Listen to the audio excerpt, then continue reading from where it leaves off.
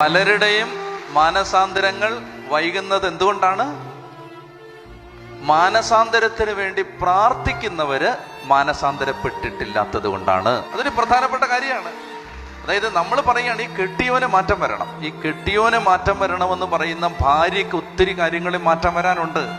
അത് കാണാതാണ് കെട്ടിയോന്റെ മാനസാന്തരത്തിന് വേണ്ടി പ്രാർത്ഥിച്ചുകൊണ്ടിരിക്കുന്നത്. അപ്പൊ അതുകൊണ്ട് ഇത് പ്രധാനപ്പെട്ട കാര്യമാണ്. ജോഷുവ 3:5 വായിക്കാം. ജോഷുവയുടെ പുസ്തകം 3-ാം അധ്യായം 5-ാം വാക്യം. ജോഷുവ ജനത്തോട് പറഞ്ഞു, നിങ്ങളെ തന്നെ ശുദ്ധീകരിക്കുവിൻ, നാളെ നിങ്ങളുടെ ഇടയിൽ കർത്താവ് അത്ഭുതം പ്രവർത്തിക്കും. നിങ്ങളെ തന്നെ വിശുദ്ധീകരിക്കുമ്പോഴാണ് കർത്താവ് നിങ്ങളുടെ വീട്ടിൽ അത്ഭുതം പ്രവർത്തിക്കുന്നത്. അപ്പൊ ഭർത്താവിന് മാറ്റം വരാൻ ഏറ്റവും എളുപ്പമുള്ള വഴി എന്തെന്നറിയാമോ?